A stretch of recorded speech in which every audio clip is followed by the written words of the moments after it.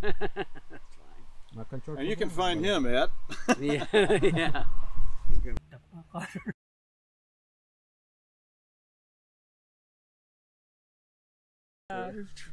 Okay. Anyway, that's Sankirtan. Well, you were there like as the early 70s. It was a really bad economy too. I mean, it was, you know, that 72 is when that sign was up. You know, with the last person leaving Seattle to turn out the lights. So. I was only there 2 weeks in Seattle downtown. Then Stuart came back from traveling Sankirtan, and they were telling me about all the excitement on traveling Sankirtan. I said, okay, I'm going with you guys. You know, get out of this. So that was like 74, something like that. Yeah. So I left. It was Sura, me, Manasuta, and we were the traveling party for Seattle, and we were collecting a lot of. Seattle was the biggest medium-sized temple in the movement at that time, because of all the money we were sending to BBT and the books. The three of us were doing. We did huge on the road. You know, if it wasn't big, we'd just go somewhere else. And we'd sleep. We had cases of books in the back of this van, and we'd sleep on the cases. We never. I think one time, I think it might have been one time we actually rented a motel. The rest of the time we met people in Sankirtan, and when we're meeting people, we're asking because we needed a place every night to stay. Yes. So we'd find somebody favorable, and every night Krishna would supply somebody. Yeah. One of the three of us would find somebody. One time, Sura met the stewardess from some airline in Minnesota. Some hot chick, you know, like we're all young guys, and this woman said, "Yeah, you guys can stay in the basement of our house for free all summer." Wow. And we looked at him and says, "What the hell's wrong with you?" I said, we're not gonna sleep in a house with these women. They're all single, beautiful women. Stewardess. But nothing ever happened. You know, we stayed downstairs, did our program, and they once in a while one of them would come downstairs, do laundry or something, and then we give them prashadam, and that was it. It was cool. So we spent the whole summer there, and like that every day it was something different. Sometimes we stayed in a church, and you know, it was like Sankirtan was exciting. There was always something going on. One time we were on the way to Chicago, and this was in the middle of winter.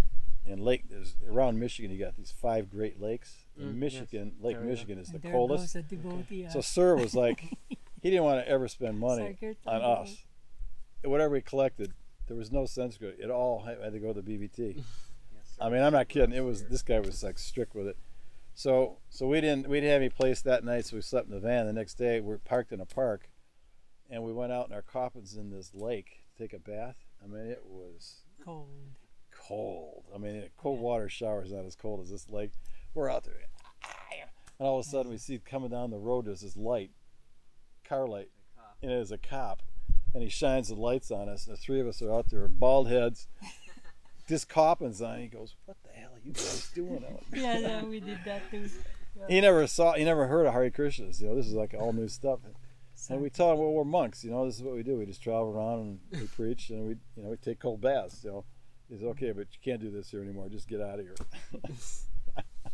He probably thought we were crazy. Yeah, we did The good times. Huh? The good times. Yeah. Well, they were different for sure. There's always something going on.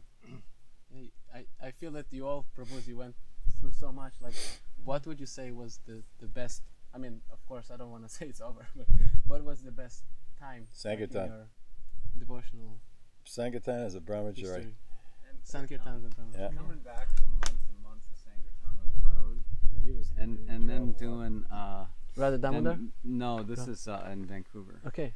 And then joining in like one of Baurak's kirtans. Oh yeah. And we'd all just be like, everybody would come back like for Rath Yatra, Mm-hmm. and everybody just be bouncing off each other. It's like we were just so I blissed still got out. a scar on my lip Right. with Judarashka.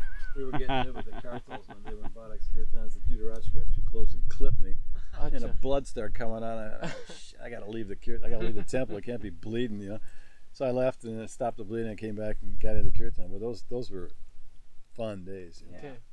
So the next question is, when are we taking sannyas? Prabhupada stopped it. But he gave after a few. No. It was just a joke. It's okay. No, but Prabhupada stopped it because so many people were falling down. There's a letter. I'll send you this letter. But It's a conversation. but He stopped it. But didn't he still give sannyas after that? No, letter? he stopped Okay. Sotananda knew it because he was a sannyasi at the time. Yes. And so many devotees. There was one time Nalini Kant. You know Nalini? He's an astrologer, lives in Alachua, old Prabhupada disciple, and he was in a room conversation with Prabhupada one time, and Prabhupada said, 95% of our leaders are not following the regular principles. Yeah. They're falling down. Yeah. And these were the creme de la creme. You know, these are supposed to be the big guys, the advanced devotees, and they weren't following the regular principles because most, I don't know about you two, but you know, we came out of a whole different culture. You know, taking drugs, illicit sex, everything was free, and there was no restriction. And you don't just give that up overnight.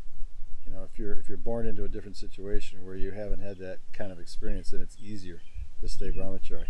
But when you're coming that experience, you can kind of curtail it for a while, but after a while the lid pops, and then the steam's got to come out sooner or later. Yeah. Because, you know, for example, when I was down on the streets right after I joined the temple, we were eating sour cream and dates for lunch. And you know what that does? It increases the amount of semen in your body.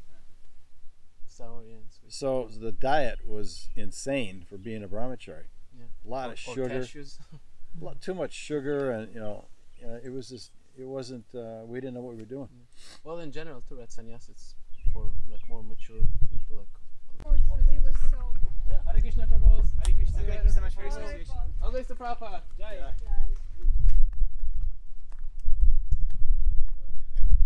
Ecstatic.